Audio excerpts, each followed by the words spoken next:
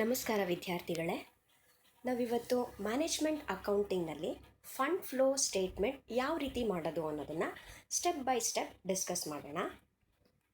ನಿಮಗೆ ಗೊತ್ತಿದೆ fund flow statement ಯಾಕೆ ಮಾಡ್ತೀವಿ ಅಂತ. ಫಂಡ್ ಫ್ಲೋ ಸ್ಟೇಟ್ಮೆಂಟ್ ಮಾಡೋ ಉದ್ದೇಶನೇ in order to know the sources and application of funds. Though we have balance sheet and P&L account, but these statements doesn't indicate the changes which have been actually taken place in funds.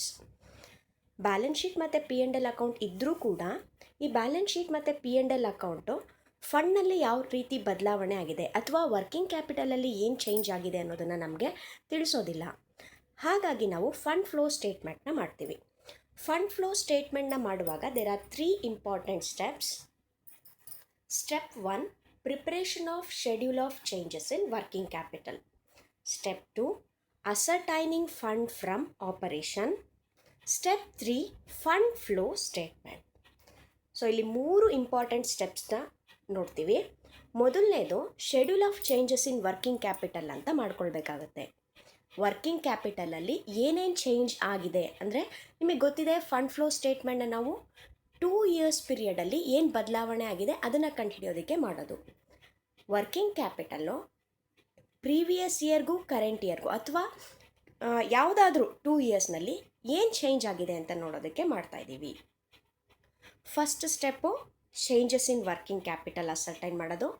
Second step ascertaining fund from operation. And third step preparation of fund flow statement.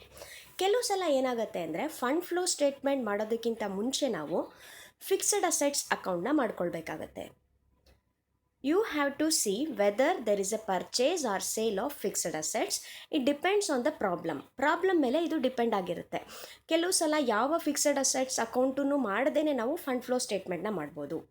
ಕೆಲವು ಸಲ ಡಿಪ್ರಿಸಿಯೇಷನು, purchases, sale ಮತ್ತು fixed ಅಸೆಟ್ಗೆ related ಆಗಿರೋ ಬೇರೆ ಬೇರೆ adjustments ಎಲ್ಲ ಇದ್ದಾಗ simply by viewing the figures in balance sheet we cannot say whether there is a purchase or sale.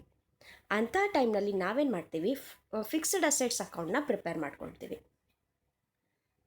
ಆ ಥರ ಪ್ರಿಪೇರ್ ಮಾಡೋದನ್ನು ವರ್ಕಿಂಗ್ನಲ್ಲಿ ಮಾಡ್ತೀವಿ. ಹಾಗಾಗಿ ನಾನು ಅದನ್ನು ಒಂದು ಸ್ಟೆಪ್ ಅಂತ ನಾನು ನಿಮಗೆ ತೋರಿಸಿಲ್ಲ. So main steps: schedule of changes in working capital, ascertaining fund from operation and preparation of fund flow statement. Now let us consider the first step, that is preparation of schedule of changes in working capital. ಆ ಹೆಸರನ್ನೇ ಗಮನಿಸಿ ವಿದ್ಯಾರ್ಥಿಗಳೇ, ಇಷ್ಟು ನೀಟಾಗಿ schedule of changes in working capital ಅಂತ ಇದೆ. ಅಂದರೆ schedule ಅಂದರೂ ಒಂದೇ, ಸ್ಟೇಟ್ಮೆಂಟ್ ಅಂದರೂ ಒಂದೇ. ಈ ಸ್ಟೇಟ್ಮೆಂಟ್ನ ನಾವು ಯಾತಕ್ಕೋಸ್ಕರ ಮಾಡ್ತಾ ಇದ್ದೀವಿ, ವರ್ಕಿಂಗ್ ಕ್ಯಾಪಿಟಲಲ್ಲಿ ಏನು ಬದಲಾವಣೆ ಆಗಿದೆ ಅನ್ನೋದನ್ನು ತಿಳ್ಕೊಳ್ಳೋದಕ್ಕೆ ಮಾಡ್ತಾ ಇದ್ದೀವಿ. Schedule of changes in working capital shows changes in working capital. Remember, working capital is nothing but current assets minus current liabilities. Current ಅಸೆಟ್ಸ್ನಲ್ಲಿ, ಕರೆಂಟ್ ಲಯಬಿಲಿಟಿನಲ್ಲಿ ಒಂದು ಪೀರಿಯಡಿಂದ ಇನ್ನೊಂದು ಪೀರಿಯಡ್ಗೆ ಏನೇ ಚೇಂಜ್ ಆಗಿದ್ರೂ that will affect working capital. There may be either increase or decrease. So we prepare working capital in order to know how much of working capital change has been taken place from one period to another period. ಈಗ current asset ಮತ್ತು current ಲಯಬಿಲಿಟಿನಲ್ಲಿ increase ಅಥವಾ decrease ಆದರೆ ಅದು working ಕ್ಯಾಪಿಟಲ್ಗೆ effect ಆಗುತ್ತೆ ಅಂತ ಹೇಳಿದೆ. ಹೇಗೆ ಎಫೆಕ್ಟ್ ಆಗುತ್ತೆ? Increase in current asset increases working capital. For example, ನಿಮಗೆ ಕ್ಯಾಶ್ ಅನ್ನೋದೊಂದು ಕರೆಂಟ್ ಅಸೆಟ್ಟು. ಆ ಕರೆಂಟ್ ಅಸೆಟ್ನಲ್ಲಿ 2017ನಿಂದ 2018ಗೆ ಇನ್ಕ್ರೀಸ್ ಆಗಿದೆ ಅಂತ ಇಟ್ಕೊಳ್ಳೋಣ. ಆವಾಗ ವರ್ಕಿಂಗ್ ಕ್ಯಾಪಿಟಲ್ಲು ಕೂಡ ಏನಾಗಿರುತ್ತೆ, ಇನ್ಕ್ರೀಸ್ ಆಗಿರುತ್ತೆ. Decrease in current asset, decrease in working capital. ಅದೇ ರೀತಿ ಕರೆಂಟ್ ಅಸೆಟಲ್ಲಿ ಏನಾದರೂ ಡಿಕ್ರೀಸ್ ಆಗಿದ್ರೆ ವರ್ಕಿಂಗ್ ಕ್ಯಾಪಿಟಲ್ಲು ಕೂಡ ಡಿಕ್ರೀಸ್ ಆಗಿರುತ್ತೆ. ಅಂದರೆ there is a direct relationship between increase and decrease of current asset and increase and decrease of working capital. ಇದು increase ಆದರೆ working capital ಕೂಡ ಇನ್ಕ್ರೀಸ್ ಆಗುತ್ತೆ, ಇದು ಡಿಕ್ರೀಸ್ ಆದರೆ ವರ್ಕಿಂಗ್ ಕ್ಯಾಪಿಟಲ್ ಕೂಡ ಡಿಕ್ರೀಸ್ ಆಗುತ್ತೆ. Then what about current liabilities? Increase in current liabilities decreases working capital. Current ಲಯಬಿಲಿಟಿನಲ್ಲಿ increase ಆದರೆ ವರ್ಕಿಂಗ್ ಕ್ಯಾಪಿಟಲ್ ಡಿಕ್ರೀಸ್ ಆಗುತ್ತೆ. It is a common sense no students. Current liabilities ಅಂದರೆ ಏನು? ನಮ್ಮ ಆಬ್ಲಿಗೇಷನ್ಸ್, ನಾವು ಏನೇನು ಸಾಲ ಕೊಡಬೇಕಾಗಿರುತ್ತೆ ಅದು. ಸಾಲ ಕೊಡಬೇಕಾಗಿರೋದು ಅನ್ನೋದು ಹೆಚ್ಚಾದಂಗೆ ನಮ್ಮ ವರ್ಕಿಂಗ್ ಕ್ಯಾಪಿಟಲ್ ಏನಾಗುತ್ತೆ? ಕಡಿಮೆ ಆಗುತ್ತೆ. ಏಕೆಂದರೆ these working capital has been fixed to those obligations. ಅದೇ ರೀತಿ decrease in current liabilities increases working capital. Decrease in current liability ಅಂತ ಅಂದರೆ ಫಾರ್ ಎಕ್ಸಾಂಪಲ್ ಇವಾಗ ಕ್ರೆಡಿಟಾರ್ಸ್ ತಗೊಳ್ಳೋಣ. ಕ್ರೆಡಿಟಾರ್ಸ್ನಲ್ಲಿ ಡಿಕ್ರೀಸ್ ಆಗಿದೆ ಅಂದರೆ naturally there will be increase in working capital. ಅಂದರೆ ಒಂದು ಇಯರ್ಗೂ ಇನ್ನೊಂದು ಇಯರ್ಗೂ ನಾವು ಕೊಡಬೇಕಾಗಿರೋ ಸಾಲ ಏನಾಗ್ತಾ ಇದೆ? ಕಡಿಮೆ ಆಗ್ತಾ ಇದೆ. ನಮ್ಮ ಸಾಲ ಕಡಿಮೆ ಆಗ್ತಾ ಇದೆ ಅಂದರೆ indirectly the working capital is increasing. So ಈ ರೀತಿ ಅಂದರೆ ಕರೆಂಟ್ ಅಸೆಟ್ಸ್ನಲ್ಲಿ ಏನೇ ಬದಲಾವಣೆ ಆದ್ರೂ ಆ ಬದಲಾವಣೆ ಇನ್ಕ್ರೀಸ್ ಆಗಿದ್ರೆ ವರ್ಕಿಂಗ್ ಕ್ಯಾಪಿಟಲ್ಲು ಇನ್ಕ್ರೀಸ್ ಆಗಿರುತ್ತೆ.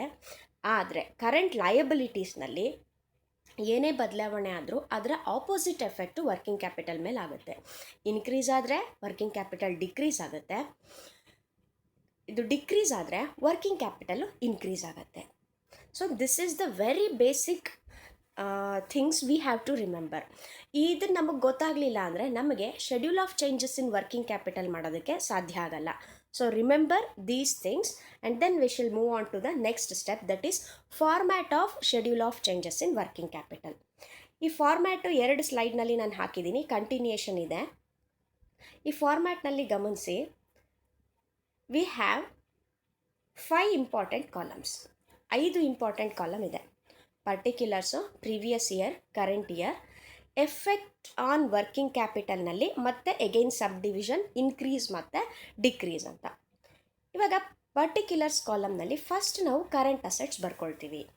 ನಾವಿವಾಗ ಯಾತಕ್ಕೆ ಇದನ್ನು ಮಾಡ್ತಾ ಇದ್ದೀವಿ ಹೇಳಿ? ವರ್ಕಿಂಗ್ ಕ್ಯಾಪಿಟಲಲ್ಲಿ ಏನು ಚೇಂಜ್ ಆಗಿದೆ ಅಂತ ನೋಡೋದಕ್ಕೆ.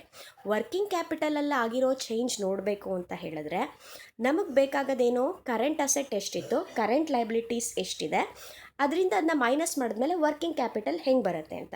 ಸೊ ಫಸ್ಟ್ ನಾವು ಕರೆಂಟ್ ಅಸೆಟ್ಸ್ನ ಬರ್ಕೊಳ್ತಾ ಇದ್ದೀವಿ. ಕರೆಂಟ್ ಅಸೆಟ್ಸ್ನ ಪ್ರೀವಿಯಸ್ ಇಯರಲ್ಲಿ ಮತ್ತು ಕರೆಂಟ್ ಇಯರಲ್ಲಿ ಏನೇನು ಕೊಟ್ಟಿದ್ದಾರೆ ಪ್ರಾಬ್ಲಮಲ್ಲಿ ಅದನ್ನು ಆ್ಯಸ್ ಇಟ್ ಇಸ್ ಬರ್ಕೊಳ್ತೀರಾ. ನಿಮಗೆ ಗೊತ್ತಿದೆ ಕರೆಂಟ್ ಅಸೆಟ್ಸ್ ಏನೇನೆಲ್ಲ ಇದೆ ಅಂತ. ನಾನಿಲ್ಲಿ ನಿಮಗೆ ಲಿಸ್ಟ್ ಹಾಕಿದ್ದೀನಿ ಕಂಟಿನ್ಯೂಸ್ ಆಗಿ. ಇಷ್ಟೂ ಕರೆಂಟ್ ಅಸೆಟ್ಸು ಪ್ರಾಬ್ಲಮಲ್ಲಿ ಇರಲೇಬೇಕು ಅಂತ ಇಲ್ಲ. ಅಲ್ಲಿ ಯಾವ್ಯಾವ ಕರೆಂಟ್ ಅಸೆಟ್ಸ್ ಕೊಟ್ಟಿದ್ದಾರೆ ಅದನ್ನು ಮಾತ್ರ ನಾವು ಮೆನ್ಷನ್ ಮಾಡ್ತೀವಿ. ಅದರದ್ದು ಪ್ರೀವಿಯಸ್ ಇಯರ್ ಅಮೌಂಟ್ ಏನಿದೆ, ಕರೆಂಟ್ ಇಯರ್ ಅಮೌಂಟ್ ಏನಿದೆ ಅಂತ ಬರಿತೀವಿ. ಅದಾದಮೇಲೆ ಕರೆಂಟ್ ಅಸೆಟ್ಸ್ನಲ್ಲಿ ಇನ್ಕ್ರೀಸ್ ಆಗಿದೆಯಾ ಡಿಕ್ರೀಸ್ ಆಗಿದೆಯಾ ಅಂತ ನೋಡಿ ಆ ಇನ್ಕ್ರೀಸ್ ಅಥವಾ ಡಿಕ್ರೀಸ್ ಕಾಲಮ್ನಲ್ಲಿ ಹಾಕ್ತಾ ಹೋಗ್ತೀವಿ. ಫಾರ್ ಎಕ್ಸಾಂಪಲ್ ಇವಾಗ ಸ್ಟಾಕು 2000 ಪ್ರೀವಿಯಸ್ ಇಯರ್ ಅಂದ್ಕೊಳ್ಳೋಣ. ಸ್ಟಾಕು ಪ್ರೀವಿಯಸ್ ಇಯರಲ್ಲಿ 10,000 ಇದೆ, ಇವಾಗ 20,000 ಆಗಿದೆ. ಸೊ ಇನ್ಕ್ರೀಸ್ ಆಗಿದೆ ಅಂದರೆ ಇನ್ಕ್ರೀಸ್ ಕಾಲಮ್ನಲ್ಲಿ 10,000 ಹಾಕ್ತೀವಿ. ಇದೇ ಥರ ಪ್ರತಿಯೊಂದು ಕರೆಂಟ್ ಅಸೆಟ್ನು ಪ್ರೀವಿಯಸ್ ಇಯರು ಕರೆಂಟ್ ಇಯರು ಹಾಕಿ ಅದರಲ್ಲಿ ಏನು ಚೇಂಜ್ ಆಗಿದೆ, ಇನ್ಕ್ರೀಸ್ ಆಗಿದ್ದರೆ ಇನ್ಕ್ರೀಸ್ ಕಾಲಮ್, ಡಿಕ್ರೀಸ್ ಆಗಿದ್ದರೆ ಡಿಕ್ರೀಸ್ ಕಾಲಮ್ನಲ್ಲಿ ಎಂಟ್ರಿ ಮಾಡ್ತೀವಿ. ಎಂಟ್ರಿ ಮಾಡಿ ಇದನ್ನೆಲ್ಲ ಟೋಟಲ್ ಮಾಡ್ತೀವಿ. ಈ ಟೋಟಲ್ನ ನಾವು ಎ ಅಂತ ಕರಿತೀವಿ. ಇದಾದಮೇಲೆ ಕಂಟಿನ್ಯೂಯೇಷನು ಕರೆಂಟ್ ಲಯಬಿಲಿಟೀಸ್ ಅಂತ ಹೆಡ್ಡಿಂಗ್ ಕೊಡ್ತೀವಿ. ಕರೆಂಟ್ ಲಯಬಿಲಿಟೀಸ್ನಲ್ಲಿ ಮತ್ತೆ ಪ್ರೀವಿಯಸ್ ಇಯರ್, ಕರೆಂಟ್ ಇಯರ್ ಮತ್ತು ಇನ್ಕ್ರೀಸ್ ಅಥವಾ ಡಿಕ್ರೀಸ್ ಏನಾಗಿದೆ ಅದನ್ನು ಬರಿತೀವಿ. ಬಟ್ ರಿಮೆಂಬರ್ ಸ್ಟೂಡೆಂಟ್ಸ್, ಇದನ್ನು ನಾವು ರೆಕಾರ್ಡ್ ಮಾಡುವಾಗ ಇಲ್ಲೇನಾಗುತ್ತೆ ಅಂದರೆ ಅಕಸ್ಮಾತ್ ಏನಾದರೂ ಕರೆಂಟ್ ಲಯಬಿಲಿಟಿ ಇನ್ಕ್ರೀಸ್ ಆಗಿದ್ದರೆ ವರ್ಕಿಂಗ್ ಕ್ಯಾಪಿಟಲ್ ಮೇಲೆ ಎಫೆಕ್ಟ್ ಅದರದ್ದು ಡಿಕ್ರೀಸ್ ಆಗಿರೋದ್ರಿಂದ ಡಿಕ್ರೀಸ್ ಕಾಲಮ್ನಲ್ಲಿ ಬರಿಬೇಕಾಗತ್ತೆ. ಅಂದರೆ ಅಮೌಂಟಲ್ಲಿ ಇನ್ಕ್ರೀಸ್ ಆಗಿದ್ರೆ ಡಿಕ್ರೀಸ್ ಕಾಲಮಲ್ಲಿ, ಅಮೌಂಟಲ್ಲಿ ಡಿಕ್ರೀಸ್ ಆಗಿದ್ರೆ ಇನ್ಕ್ರೀಸ್ ಕಾಲಮ್ನಲ್ಲಿ ಬರಿಬೇಕಾಗತ್ತೆ. ಸಾಮಾನ್ಯವಾಗಿ ಈ ಅಂಶ ನೀವು ಲೆಕ್ಕ ಮಾಡುವಾಗ ಮರ್ತೋಗುತ್ತೆ. ತುಂಬ ಉತ್ಸಾಹದಲ್ಲಿ ಹುರುಪಲ್ಲಿ ಬೇಗ ಬೇಗ ಮಾಡ್ತಾ ಎಷ್ಟೋ ಸಲ ಏನಾಗೋಗಿರುತ್ತೆ, ಇನ್ಕ್ರೀಸ್ ಆದರೆ ಇನ್ಕ್ರೀಸ್ ಕಾಲಮ್ಗೆ ಹಾಕ್ಬಿಟ್ಟಿರ್ತೀರ ಕರೆಂಟ್ ಲಯಬಿಲಿಟೀಸ್ನು ಕೂಡ. ಸೊ ಇದನ್ನು ಒಂದು ಸ್ವಲ್ಪ ಅವಾಯ್ಡ್ ಮಾಡಬೇಕು. Carefully you have to record this. ಇದಾದಮೇಲೆ ಮತ್ತೆ ನಾವು ಕರೆಂಟ್ ಲಯಬಿಲಿಟೀಸನ್ನು ಟೋಟಲ್ ಮಾಡ್ಕೊಳ್ತೀವಿ. ನಮಗೆ ಟೋಟಲ್ ಎನಲ್ಲಿ ಕರೆಂಟ್ ಅಸೆಟ್ಸ್ ಸಿಕ್ಕಿದೆ, ಟೋಟಲ್ ಬಿನಲ್ಲಿ ಕರೆಂಟ್ ಲಯಬಿಲಿಟೀಸ್ ಸಿಕ್ಕಿದೆ. ಅದು ಎಷ್ಟು ವರ್ಷದ್ದು? 2 ವರ್ಷದ್ದು, ಪ್ರೀವಿಯಸ್ ಇಯರ್ದು ಮತ್ತು ಕರೆಂಟ್ ಇಯರ್ದು. ನಾವು ಎ ಮೈನಸ್ ಬಿ, ಕರೆಂಟ್ ಅಸೆಟ್ಟಿಂದ ಕರೆಂಟ್ ಲಯಬಿಲಿಟಿನ ಮೈನಸ್ ಮಾಡ್ತಾ ಇದ್ದೀವಿ. ಪ್ರೀವಿಯಸ್ ಇಯರ್ದು ಒಂದು ಸಲ ಮೈನಸ್ ಮಾಡ್ತೀವಿ, ಕರೆಂಟ್ ಇಯರ್ದು ಒಂದು ಸಲ ಮೈನಸ್ ಮಾಡ್ತೀವಿ. ಅದಾದಮೇಲೆ 1 ಇಯರ್ಗೂ ಇನ್ನೊಂದು ಇಯರ್ಗೂ ಅಂದರೆ ಪ್ರೀವಿಯಸ್ ಇಯರ್ಗೂ ಕರೆಂಟ್ ಇಯರ್ಗೂ ಏನು ಚೇಂಜ್ ಆಗಿದೆ ಅನ್ನೋದನ್ನು increase or decrease in working ಕ್ಯಾಪಿಟಲ್ನಲ್ಲಿ ನಮಗೆ ಗೊತ್ತಾಗುತ್ತೆ. ಅದಾದಮೇಲೆ ನಾವು ಗ್ರ್ಯಾಂಡ್ ಟೋಟಲ್ನ ಹಾಕ್ತೀವಿ. ಇದನ್ನು ನಾನು ನಿಮಗೆ ಒಂದು ಸಿಂಪಲ್ ಎಕ್ಸಾಂಪಲ್ ಮೂಲಕ ನೆಕ್ಸ್ಟ್ ಸ್ಟೆಪ್ನಲ್ಲಿ ಎಕ್ಸ್ಪ್ಲೈನ್ ಮಾಡ್ತೀನಿ.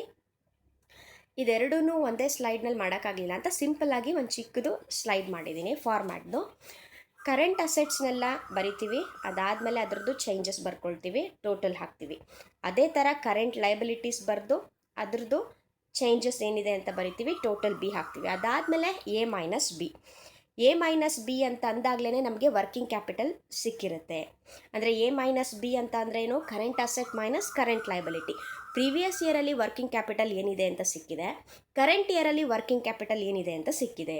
ಈಗ ಪ್ರೀವಿಯಸ್ ಇಯರ್ಗೂ ಕರೆಂಟ್ ಇಯರ್ಗೂ ವರ್ಕಿಂಗ್ ಕ್ಯಾಪಿಟಲ್ ಏನು ಚೇಂಜ್ ಆಗಿದೆ ಅನ್ನೋದು ಕೂಡ ನಮಗೆ ಗೊತ್ತಾಗುತ್ತೆ. ಇದಾದಮೇಲೆ ನಾವು ಗ್ರ್ಯಾಂಡ್ ಟೋಟಲ್ ಹಾಕ್ತೀವಿ. ನಾವು ಕೆಲವು ಸುಮ್ಮನೆ ಎಕ್ಸಾಂಪಲ್ ಯಾವ ಥರ ಎಫೆಕ್ಟ್ನ ರೆಕಾರ್ಡ್ ಮಾಡ್ತೀವಿ ಅನ್ನೋದಕ್ಕೆ. ಈಗ ಇಲ್ಲಿ 2012 ಮತ್ತು 13 2 ವರ್ಷದ್ದು ನಮಗೆ ಅಮೌಂಟ್ಸು ಮತ್ತು ಪರ್ಟಿಕ್ಯುಲರ್ಸ್ ಎಲ್ಲ ಇದೆ. ಕ್ಯಾಶ್ನಲ್ಲಿ 4000 2012ಅಲ್ಲಿದೆ, 2013ನಲ್ಲಿ 5000 ಇದೆ. ಈಗ 4000 ಮತ್ತು 5000ನ ನೀವು ಕಂಪೇರ್ ಮಾಡಿದಾಗ ಇನ್ಕ್ರೀಸ್ ಆಗಿದೆ. ಎಷ್ಟು ಇನ್ಕ್ರೀಸ್ ಆಗಿದೆ? 1000 ರೂಪೀಸ್ ಇನ್ಕ್ರೀಸ್ ಆಗಿದೆ. 1000 ಇನ್ಕ್ರೀಸ್ ಆಗಿದೆ ಅಂದರೆ ಈ 1000ನ ನಾವು ಇನ್ಕ್ರೀಸ್ ಕಾಲಮ್ನಲ್ಲಿ ಬರಿತೀವಿ. 4000 ಮತ್ತು 5000ನ ನೀವು ಪ್ರೀವಿಯಸ್ ಇಯರ್ ಕರೆಂಟ್ ಇಯರ್ ಕಾಲಮ್ನಲ್ಲಿ ಹಾಕಿರ್ತೀರ. ನೆಕ್ಸ್ಟ್ ಅದೇ ಥರ ಸ್ಟಾಕ್ನಲ್ಲಿ ಕೂಡ ನೋಡಿ 10,000 ಇರೋದು 8,000 ಆಗಿದೆ, ಅಂದರೆ ಡಿಕ್ರೀಸ್ ಆಗಿದೆ. 2000 ಡಿಕ್ರೀಸ್ ಆಗಿದೆಯಲ್ವಾ? ಕರೆಂಟ್ ಅಸೆಟ್ ಆಗಿರೋದ್ರಿಂದ ಡಿಕ್ರೀಸ್ ಆಗಿದ್ರೆ ಡಿಕ್ರೀಸ್ ಕಾಲಮ್ನಲ್ಲೇ ಬರಿತೀವಿ. ಕ್ರೆಡಿಟಾರ್ಸ್ 3,000 ಇದೆ, 5,000 ಆಗಿದೆ, ಇನ್ಕ್ರೀಸ್ ಆಗೋಗಿದೆ. ಇನ್ಕ್ರೀಸ್ ಆಗಿದ್ರೆ remember we have to record it on decrease column. Next bills payable decrease ಆಗಿದೆ. ಡಿಕ್ರೀಸ್ ಆಗಿದ್ರೆ ನಾವೇನು ಮಾಡಬೇಕು? ಅದನ್ನ ಇನ್ಕ್ರೀಸ್ ಕಾಲಮ್ನಲ್ಲಿ ತೋರಿಸ್ಬೇಕು. ಇದು ನಿಮಗೆ ಸುಮ್ಮನೆ ಯಾವ ರೀತಿ ನಾವು ಇದನ್ನು ರೆಕಾರ್ಡ್ ಮಾಡಬೇಕು ಅನ್ನೋದನ್ನು ವಿತ್ ಅಮೌಂಟ್ ನಾನು ತೋರಿಸಿದ್ದೀನಿ. ನೆಕ್ಸ್ಟ್ ಇವಾಗ ಕರೆಂಟ್ ಅಸೆಟ್ಸ್ನಲ್ಲಿ ಏನೇ ಇನ್ಕ್ರೀಸ್ ಆದರೂ ಇನ್ಕ್ರೀಸ್ ಕಾಲಮ್ನಲ್ಲಿ ಬರುತ್ತೆ. ಅದೇ ರೀತಿ ಕರೆಂಟ್ ಅಸೆಟ್ಸ್ನಲ್ಲಿ ಡಿಕ್ರೀಸ್ ಆದರೆ ಡಿಕ್ರೀಸ್ ಕಾಲಮಲ್ಲಿ ಬರುತ್ತೆ. ಕರೆಂಟ್ ಲಯಬಿಲಿಟಿನಲ್ಲಿ ಇನ್ಕ್ರೀಸ್ ಆದರೆ ಡಿಕ್ರೀಸ್ ಕಾಲಮ್, ಡಿಕ್ರೀಸ್ ಆದರೆ increase column. Now I have taken one example. ಇವಾಗ ಇಲ್ಲಿ ಎಷ್ಟೊಂದು ಐಟಮ್ಸ್ನ ಕೊಟ್ಟಿರ್ತಾರೆ. ನೀವು schedule of changes in working capital ಮಾಡುವಾಗ ಯಾವುದೆಲ್ಲ ಕರೆಂಟ್ ಅಸೆಟ್ಸ್ ಮತ್ತು ಕರೆಂಟ್ ಲಯಬಿಲಿಟೀಸ್ ಇದೆ ಅದನ್ನು ಮಾತ್ರ ಕನ್ಸಿಡರ್ ಮಾಡ್ತೀರಾ. ಎಷ್ಟೋ ಸಲ ನಿಮಗೆ ಬರೀ ಒಂದಷ್ಟು ಇನ್ಫಾರ್ಮೇಷನ್ ಅಥವಾ ಎಕ್ಸ್ಟ್ರಾಕ್ಟ್ಸ್ ಕೊಟ್ಟಿರ್ಬೋದು, ಅಥವಾ ಬ್ಯಾಲೆನ್ಸ್ ಶೀಟ್ ಮತ್ತು P&L ಅಕೌಂಟೇ ಕೊಟ್ಟಿರ್ಬೋದು. ಆದರೆ ಎಲ್ಲ ಇನ್ಫಾರ್ಮೇಷನು ನಿಮಗೆ schedule of changes in working capital ಮಾಡೋಕ್ಕೆ ಯೂಸ್ ಆಗಲ್ಲ. ನಿಮಗೆ ಯಾವ ಇನ್ಫಾರ್ಮೇಷನ್ ಬೇಕು? ಕರೆಂಟ್ ಅಸೆಟ್ಸ್ ಮತ್ತು ಕರೆಂಟ್ ಲಯಬಿಲಿಟೀಸ್ ಮಾತ್ರ, ಅದನ್ನು ಮಾತ್ರ ಕನ್ಸಿಡರ್ ಮಾಡಿ, ಮಿಕ್ಕಿದ್ದನ್ನು ಇಗ್ನೋರ್ ಮಾಡಿ. ಇವಾಗ ಇಲ್ಲಿ ಶೇರ್ ಕ್ಯಾಪಿಟಲ್ ಮತ್ತು P&L ಅಕೌಂಟ್ ಸರ್ಪ್ಲಸ್ ಅಂತ ಇದೆ. We don't need these 2 items to prepare schedule of changes in working capital. So let us ignore these items. Next ಇವಾಗ creditors, bills payable, outstanding expenses, ಇದು 3 ಇದೆಯಲ್ಲ, ಇದು 3 ಲಯಬಿಲಿಟಿ ಆಗಿರುತ್ತೆ. Next prepaid expenses, current investments, inventories, debtors, bills receivable, cash, bank, ಇದಿಷ್ಟೂ ಅಸೆಟ್ಸ್ನಲ್ಲಿ ತೊಗೊಳ್ತೀವಿ. ಇಲ್ಲಿ first liability ಕೊಟ್ಟಿದ್ದಾರೆ, ಆದರೆ ನಾವು ಬರಿಬೇಕಾಗಿರೋದು ಫಸ್ಟು ಅಸೆಟ್ಸು. ಆಮೇಲೆ ಒಂದು ನೆನ್ಪಿಟ್ಕೊಳ್ಳಿ, ಲಾಂಗ್ ಟರ್ಮ್ ಇನ್ವೆಸ್ಟ್ಮೆಂಟ್ ಅಂತ ಇದ್ದರೆ you should not take in schedule of changes in working capital. ಯಾಕೆಂದರೆ ಲಾಂಗ್ ಟರ್ಮ್ ಇನ್ವೆಸ್ಟ್ಮೆಂಟ್ಸು ಅದು ಸಪ್ರೇಟ್ ಆಗುತ್ತೆ, ಅದು ಕರೆಂಟ್ ಅಸೆಟ್ಸ್ ಅಂತ ಕನ್ಸಿಡರ್ ಆಗಲ್ಲ. Only if the word current investment ಅಥವಾ ಶಾರ್ಟ್ ಟರ್ಮ್ ಇನ್ವೆಸ್ಟ್ಮೆಂಟ್ಸ್ ಅಂತ ಇದ್ದರೆ ಮಾತ್ರ ನಾವು ಶೆಡ್ಯೂಲ್ ಆಫ್ ಚೇಂಜಸ್ನಲ್ಲಿ ತಗೊಳ್ತೀವಿ. ಈಗ schedule of changes in working capital particulars ಅದು ಯಾವ ಇಯರ್ ಅಂತ ಕೊಟ್ಟಿದ್ದಾರೆ ಪ್ರಾಬ್ಲಮಲ್ಲಿ, ಅದನ್ನು ಬರ್ತಿದ್ದೀನಿ. 2017, 2018 ಮತ್ತು effect on working capital. First current assets heading ಹಾಕ್ಕೊಂಡು ಕರೆಂಟ್ ಇನ್ವೆಸ್ಟ್ಮೆಂಟ್ 9,000 ರೂಪೀಸ್ ಇದೆ. ಆ 9,000 ರೂಪೀಸ್ ಏನಾಗಿದೆ, ನೆಕ್ಸ್ಟ್ನಲ್ಲಿ 2018ನಲ್ಲಿ ಏನೂ ಇಲ್ಲ ಅಮೌಂಟು, ಅಂದರೆ 9,000 ಇರೋದು ನೆಕ್ಸ್ಟ್ ಏನಾಗಿದೆ, ನಿಲ್ ಆಗಿದೆ. ಸೊ ಅಂದರೆ ಏನು, 0 ಆಗಿದೆ ಅಂತ ಅರ್ಥ. 9,000 ಇರೋದು 0 ಆಗಿದೆ ಅಂದರೆ ಡಿಕ್ರೀಸ್ ಆಗಿದೆ. ಡಿಕ್ರೀಸ್ ಆಗಿದರೆ ಡಿಕ್ರೀಸ್ ಕಾಲಮ್ನಲ್ಲಿ ಇದೆ. ಅದೇ ಥರ ಇನ್ವೆಂಟರೀಸ್ 5 ಲ್ಯಾಕ್ ಇರೋದು 7,40,000 ಆಗಿದೆ, ಅಂದರೆ ಇನ್ಕ್ರೀಸ್ ಆಗಿದೆ. ಎಷ್ಟು ಇನ್ಕ್ರೀಸ್ ಆಗಿದೆ? 2,40,000 ಅಷ್ಟು ಇನ್ಕ್ರೀಸ್ ಆಗಿದೆ. ಈ ಥರ ನೀವು ಇನ್ಕ್ರೀಸ್ ಮತ್ತು ಡಿಕ್ರೀಸ್ ಏನಾಗಿದೆ ಅಂತ ನೋಡಿ ಪ್ರತಿಯೊಂದನ್ನು ರೆಕಾರ್ಡ್ ಮಾಡ್ತೀರಾ. ಅದಾದಮೇಲೆ total A which is in green, observe we have totalled only 2017 ಮತ್ತು 2018. ಇನ್ಕ್ರೀಸ್ ಮತ್ತು ಡಿಕ್ರೀಸ್ ಕಾಲಮ್ನ ಟೋಟಲ್ ಮಾಡಬಾರ್ದು. ಎಲ್ಲಿ ತನಕ ಟೋಟಲ್ ಮಾಡಬಾರ್ದು? ಅಟ್ ಲಾಸ್ಟ್ ಕರೆಂಟ್ ಲೈಬಿಲಿಟೀಸ್ದು ಟೋಟಲ್ ಆಗಿ ವರ್ಕಿಂಗ್ ಕ್ಯಾಪಿಟಲ್ ಚೇಂಜ್ ಆಗಿ ಎಲ್ಲ ಕಂಡು ಹಿಡಿದ ಮೇಲೆ ನಾವು ಅದರದ್ದು ಗ್ರ್ಯಾಂಡ್ ಟೋಟಲ್ ಅಂತ ಹಾಕ್ತೀವಲ್ವ, ಅಲ್ಲಿ ತನಕ ಅದರದ್ದು ಟೋಟಲ್ ಮಾಡಬೇಡಿ. ನೆಕ್ಸ್ಟು ಇದಾದಮೇಲೆ ಕರೆಂಟ್ ಲಯಬಿಲಿಟೀಸ್ನಲ್ಲೂ ಅಷ್ಟೇ ಕ್ರೆಡಿಟಾರ್ಸ್ 4,50,000 ಇರೋದು 4,80,000 ಆಗಿದೆ. 30,000 ಇನ್ಕ್ರೀಸ್ ಆಗಿದೆ, ಬಟ್ ಡಿಕ್ರೀಸ್ ಕಾಲಮ್ನಲ್ಲಿ ಅದನ್ನ ರೆಕಾರ್ಡ್ ಮಾಡಬೇಕು. ಅದೇ ಥರ ಬಿಲ್ಸ್ ಪೇಯಬಲ್ ಇನ್ಕ್ರೀಸ್ ಆಗಿದ್ದರೆ ಡಿಕ್ರೀಸ್ ಕಾಲಮ್ನಲ್ಲಿ ನಾವು ಹಾಕಿದ್ದೀವಿ. ಔಟ್ಸ್ಟ್ಯಾಂಡಿಂಗ್ ಎಕ್ಸ್ಪೆನ್ಸಸ್ ಡಿಕ್ರೀಸ್ ಆಗಿದೆ, ಇನ್ಕ್ರೀಸ್ ಕಾಲಮ್ನಲ್ಲಿ 10,000 ಬರೆದಿದ್ದೀವಿ. ಇದಾದಮೇಲೆ ಟೋಟಲ್ ಬಿ ರೆಡ್ ಕಲರ್ನಲ್ಲಿ ಹಾಕಿದ್ದೀವಿ. ಅದಾದಮೇಲಿಂದ ನೆಕ್ಸ್ಟು ಎ ಮೈನಸ್ ಬಿ ಅಂದರೆ ಎ ಟೋಟಲ್ ಇಲ್ಲಿ ಏನಿದೆ ಅಂತ ಅಂದರೆ 11,89,000 ಮೈನಸ್ 5,85,000 ಮಾಡಿದಾಗ ನಮಗೆ 6,04,000 ಬಂದಿದೆ. That is A minus B which is nothing but working capital which is in blue colour. Next 14,35,000ನಲ್ಲಿ 6,25,000 ಮೈನಸ್ ಮಾಡಿದ್ದೀವಿ, 81,000 ಬಂದಿದೆ. ನಾವು ಜಸ್ಟ್ ಕಂಪೇರ್ 6,04,000 ಆ್ಯಂಡ್ 8,10,000. ಈ 6,04,000 ಮತ್ತು 8,10,000ನ ಮಾತ್ರ ಕಂಪೇರ್ ಮಾಡಿ. ಈಗ 6,04,000 ಇರೋದು 8,10,000 ಆಗಿದೆ ಅಂದರೆ ಇನ್ಕ್ರೀಸ್ ಆಗಿದೆ.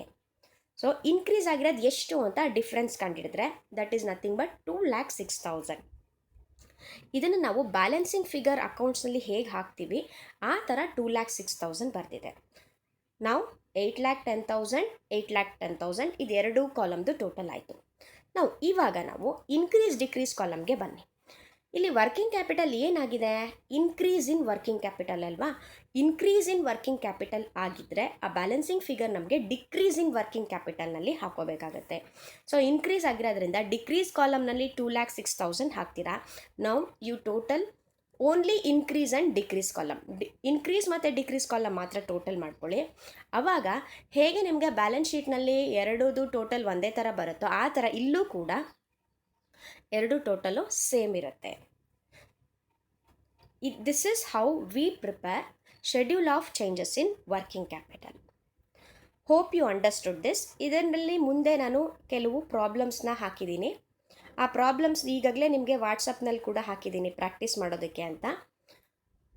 Please practise it well and if you have any doubts please post those doubts either in your through WhatsApp or through messages and chats. ಮತ್ತು ಪ್ರೀತಿಯ ವಿದ್ಯಾರ್ಥಿಗಳೇ, ನಿಮಗೆ ಒಂದು ಹೇಳೋಕ್ಕೇನು ಬಯಸ್ತೀನಿ ಅಂದರೆ, ಥಿಯರಿನ ನೀವು ಕೇಳಿ ಅರ್ಥ ಮಾಡ್ಕೊಳ್ಬೋದು ಮತ್ತು ನಿಮ್ಮ ಶಬ್ದ ಭಂಡಾರ ಚೆನ್ನಾಗಿದ್ದರೆ ಅದನ್ನು ನೀವು ಓನಾಗಿ ಬರಿಬೋದು. ಆದರೆ ಪ್ರಾಬ್ಲಮ್ಸ್ನಲ್ಲಿ ಹಾಗಾಗಲ್ಲ. ನೀವು ಎಷ್ಟು ಚೆನ್ನಾಗಿ ಪ್ರಾಬ್ಲಮ್ಸ್ನ ವರ್ಕೌಟ್ ಮಾಡ್ತೀರಾ, ಪ್ರಾಕ್ಟೀಸ್ ಮಾಡ್ತೀರಾ, ಅಷ್ಟು ಚೆನ್ನಾಗಿ ನಿಮಗೆ ಅದರಲ್ಲಿ ಪರ್ಫೆಕ್ಟ್ ಆಗೋದಕ್ಕೆ ಅನುಕೂಲ ಆಗುತ್ತೆ. ನೀವು ಕ್ಲಾಸ್ನಲ್ಲಿ ರೆಗ್ಯುಲರ್ ಕ್ಲಾಸ್ ನಾವು ಮಾಡ್ತಾ ಇದ್ದಾಗ ಹೇಗೆ ಕೋಆಪ್ರೇಟ್ ಮಾಡಿ ಪ್ರತಿಯೊಂದನ್ನು ಮಾಡ್ಕೊಂಡು ಬಂದು ಡೌಟ್ಸ್ ಕೇಳ್ತಾ ಇದ್ರಿ, ಅದೇ ಥರ ಇವಾಗಲೂ ಅಷ್ಟೇ you have to practise it very well. Okay, in next session I will discuss about ascertaining fund from operation. Thank you very much.